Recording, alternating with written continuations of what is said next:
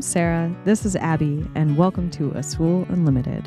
I'm a scuba instructor, and I lived in my van for a little over 3 years after living abroad as a dive shop owner. Now I'm living in an old sailboat with the hopes of sailing and diving around the Pacific Northwest and beyond. On this channel, you'll get scuba lessons, dive site explorations, and sailing adventures. Join the community here on YouTube or come diving with me around the world on one of my expeditions.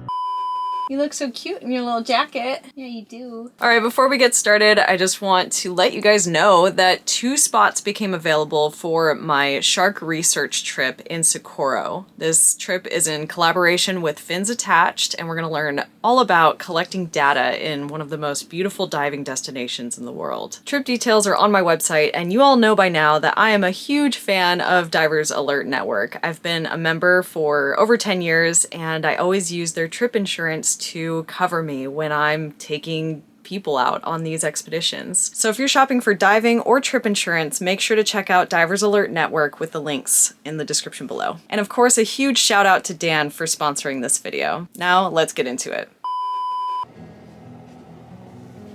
After a month in Mexico, I felt ready for some slow, quiet mornings on my boat.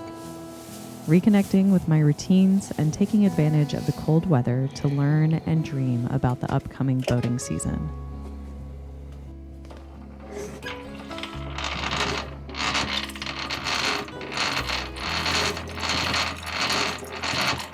I grew up on the California coast and then spent a handful of years in tropical places, so my experience with winter is limited, to say the least. This is my first winter in about 10 years. I had planned for this time and space after my annual diving expeditions to be chill, lying low and resting, my own little hibernation. But it hasn't quite gone that way.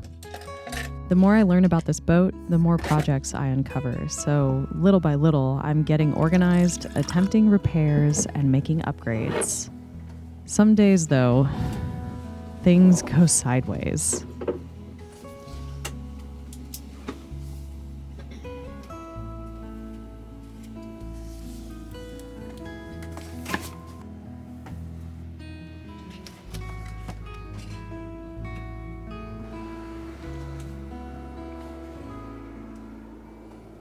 Señorita,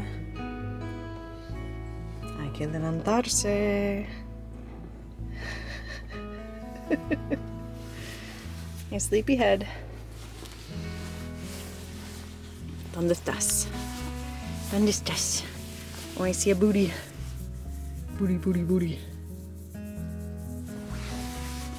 Come on.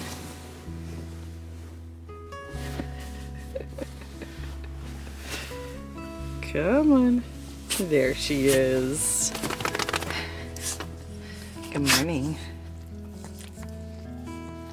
Good morning. It's time to go outside and potty.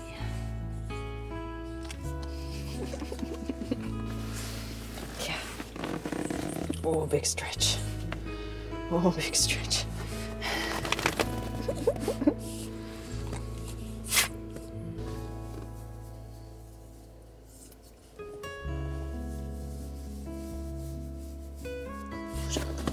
No, don't go back to bed. Come on. Come here. Come on. Come on. Yeah.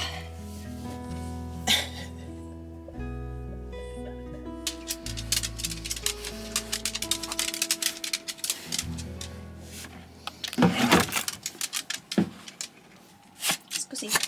Scusi.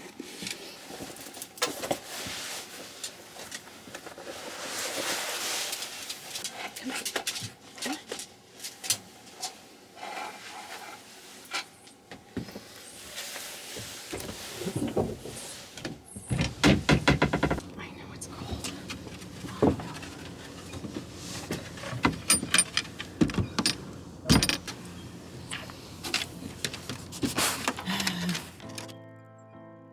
On this day, I wanted to go up and work on the anemometer, which is the spinny thing at the top of the mast that measures wind speed. I have a wind vane, which works fine, so I thought this could be a simple job of climbing the mast, removing the old anemometer, and replacing it with a similar one. However, I decided to swap out the standard bosun's chair for a climbing harness and didn't think twice about what could happen next. Here you can see the final leg adjustment, which ended up causing this very rookie mistake.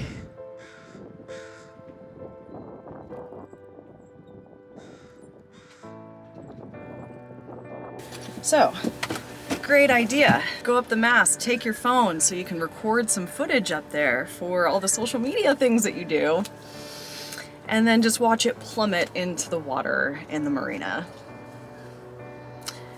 The nice thing about being a free diver and a scuba diver is now I'm doing something in my wheelhouse. I'm gonna go searching for my phone.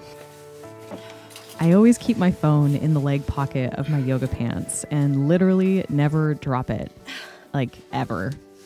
But I didn't account for the climbing harness leg straps slowly pushing the phone out of that pocket. Big disclaimer here. I have gotten into this marina water without thinking much of it. I didn't realize how dangerous this can be. I've never been around boats in marinas before. My boat in Indonesia just had a basic DC battery and solar system out in a mooring field. So the presence of electrical currents in the water at marinas simply wasn't on my radar. Let me be very clear. Swimming in marinas is really dangerous. From contamination due to people not getting proper blackwater pump outs to those stray electrical currents, you can actually die while swimming in marinas. So don't do what I'm doing. I have heard that you are safer from electrical shock drowning if you're in scuba. I'm assuming the rationale is that you could breathe while being electrocuted if you maintain your regulator in your mouth, but that is a big if in my book. Now that I know, I won't be jumping in this water again, and please be aware of this next time you're at a marina and the water looks good for a swim. Always have rice so you don't have to go to Trader Joe's to save your phone. All right, we'll always have rice. It's always a bummer to lose an important piece of work equipment like a phone and have to spend the money to replace it. I'm just grateful I could rescue the footage that wasn't backed up before it took its first and last dive. Wow.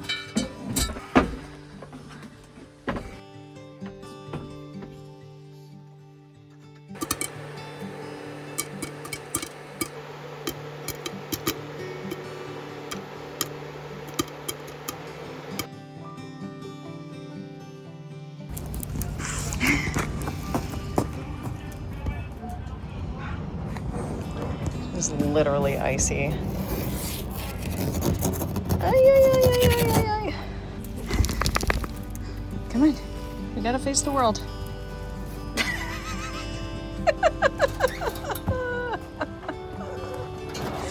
Okay, ready? This is very slippery.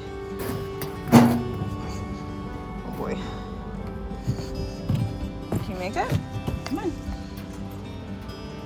Look at you, all that traction.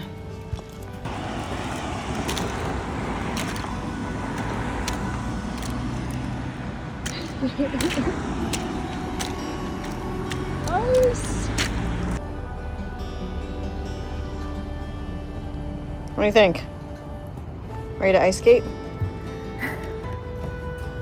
Ooh, yep. Okay, this is the tricky part. Are you staying warm, baby? Yeah, is that a good spot?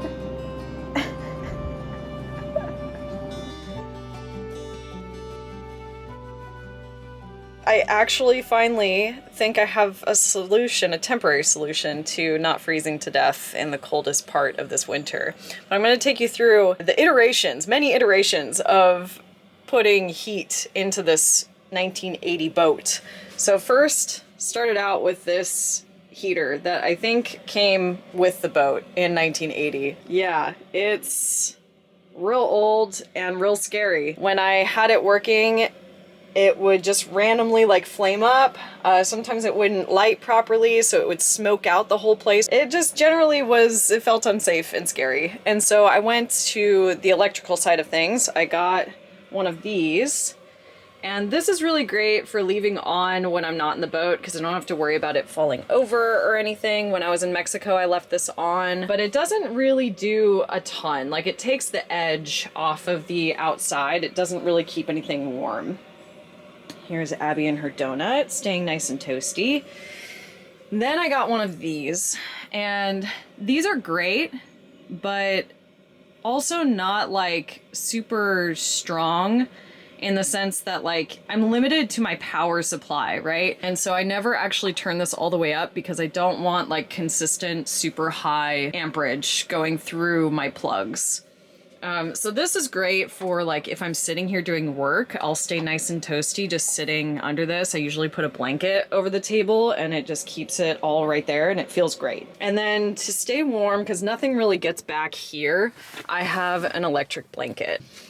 And now I have a real heater. This is a forced air diesel heater, and it's just set up in the cabin outside. This is very temporary. The temperatures are gonna drop down to like 23 degrees, and so I just needed something. Now it's nice and cozy in here because that heater is doing work. That's obviously not going to stay like that because I can't sail the boat or really move it when it's like that. I do have a heater that's connected to when the engine's running, so that's working just fine. But I think my plan is to replace this with one of the Dickinson diesel heaters, because I already have like the chimney and everything. And then I may take this forced air heater and put it in my van. I don't know, this is a moving target. We'll figure it out one day at a time. Thank you so much for watching. If you want to dive with me on one of my upcoming trips, see details on my website. You can also get more from the Azul Unlimited community by joining Patreon. Okay, love you, bye. Yeah. I see it. Hey, cutie.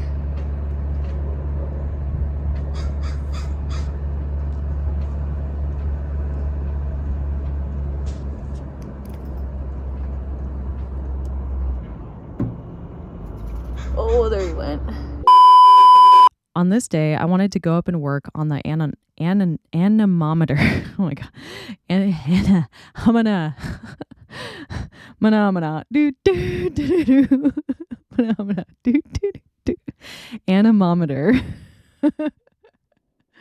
Anemometer. I'm gonna get this right one of these days.